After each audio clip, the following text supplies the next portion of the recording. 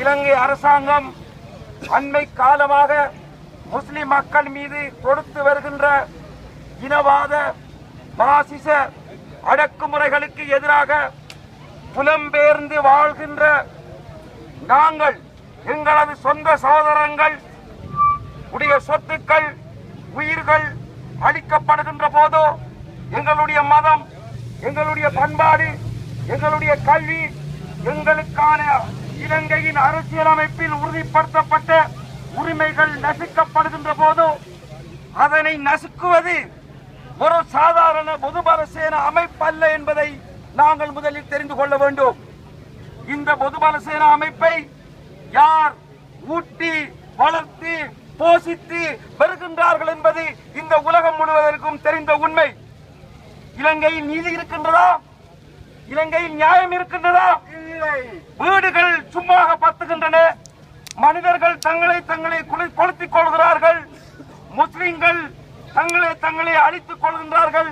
முஸ்லிம்கள் தான் இந்த அனைத்து பிரச்சனைகளுக்கும் காரணம் என்று உலகத்திற்கும் சிங்கள மக்களுக்கும் சொல்கின்ற ஒரு அரசாங்கம் இன்று இலங்கை வாழ் முஸ்லிம்களை குறிவைத்திருக்கின்றது. இந்த அரசியல் சித்தாந்தம், இந்த அரசியல் போக்கு ஒரு சாதாரணமான விடயம் இல்லை. அன்பார்ந்த சகோதரர்களே, நீங்கள் இங்கு கூடியிருக்கின்றீர்கள். புலம்பெயர் நாடுகளில் நாங்கள் வாழ்கின்றோம். இந்த நாடுகளில் ஜனநாயகம், மனித உரிமைகள் இருக்கின்றது.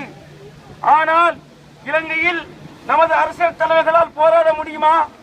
நமது அரசியல் தலைமைகள் அனைத்தும் அதிகாரத்திற்காக வேண்டி இந்த ஆளும் குடும்பத்தில் சேர்ந்து கொண்டிருக்கின்றது. சொந்த மக்கள் போராட முடியுமா? உங்களுக்கு தெரியும், கடந்த வாரம் இலங்கை தழுவிய ஒரு ஆர்ப்பாட்டம் நடைபெற்றது.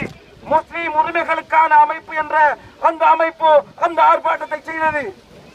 அந்த ஆர்ப்பாட்டத்தை செய்த சகோதரர்களை பயங்கரவாத தடுப்பு சட்டத்தின் கீழ் இலங்கை அரசாங்கம் பிடித்து போட்டிருக்கின்றது. முஸ்லிம்களுக்கு அங்கு வியாபாரம் செய்ய முடியுமா? முஸ்லிம்கள் தங்களது மத, கலாச்சார, பண்பாட்டு உரிமைகளை பாதுகாக்க முடியுமா? அரசு துறைகளில் முஸ்லிம்களுக்கான இடம் என்ன? கல்வி, வேலை வாய்ப்பில் முஸ்லிம்களுக்கான இடம் என்ன?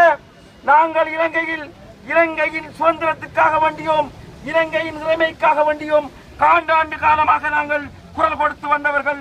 இலங்கையின் நிலைமையை பாதுகாப்பதற்காக இலங்கை சிங்கள அரசியல் தலைவர்களுடன் தோளோடு தோள் நின்றவர்கள்.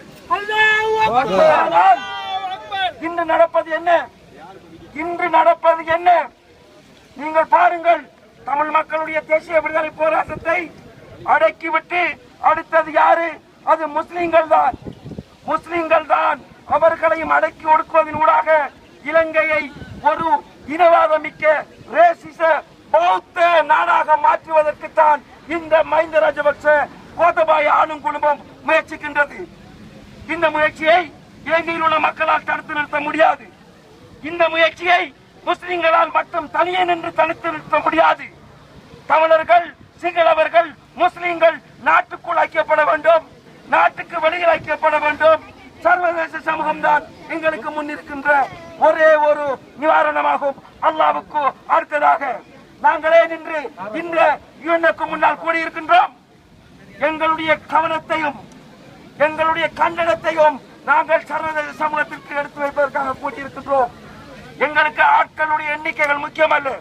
இந்த நிகழ்வு சுவிஸ்வால் சகோதரர்களால் நடத்தப்படுவதற்காக வேண்டித்தான் நாங்களும் பல்வேறு நாடுகளில் இருந்து வந்து எங்களது ஒருமைப்பாட்டையும் ஆதரவையும் இங்கு தெரிவித்திருக்கின்றோம். நீங்கள் செல்லுங்கள், ஒழுங்காக திட்டமிட்டு வருகின்ற செப்டம்பர் மாதம் இலங்கை அரசு தொடர்ந்தும் எமது மக்கள் மீது அடக்குமுறையை கையாளுமையானால் எதிர்வரும் செப்டம்பர் மாதம் இந்த யுஎன்னுக்கு முன்னால் இந்த யுஎன்னில் நடக்க இருக்கின்ற மனித உரிமைகளில் அமர்வில் 10,000 20,000 முஸ்லிம் மக்களை இந்த ஐரோப்பிய நாடுகளில் திரட்டி வந்து நாங்கள் போராடுவோம்.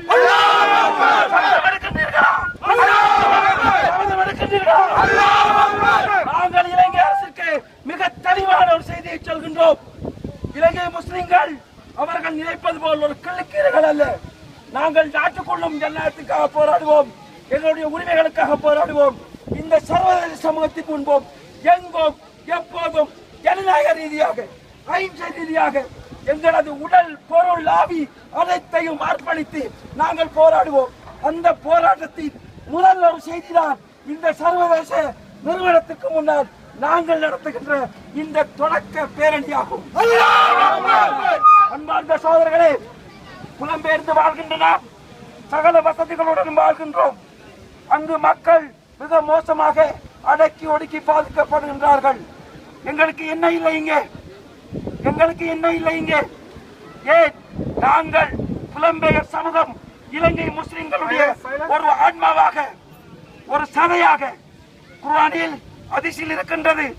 ஒரு சகோதரனின் உடலில் ஒரு காயம் பட்டால் அவனுடைய முழு உடம்பும் துடைக்க வேண்டும் என்று. நாங்கள் ஒரு உம்மா, நாங்கள் ஒரு சமூகம் என்ற அடிப்படையில் எங்களுக்கு ஊர் வேறுபாடுகள் இல்லை, பிரதேச வேறுபாடுகள் இல்லை, அமைப்பு வேறுபாடுகள் இல்லை, குழுக்கள் வேறுபாடுகள் இல்லை, குலம் கோத்திரம் வேறுபாடுகள் இல்லை. ஆண்கள் பெண்கள் என அனைவரும் இணைந்து இன்ஷா அல்லாஹ் நாங்கள் தொடர்ந்து போராடுவோம் போராடுவோம் போராடுவோம். இந்த சர்வதேச சம்பத்தின் முன் நாங்கள் சொல்கின்றோம் mind down down mind down down mind down down mind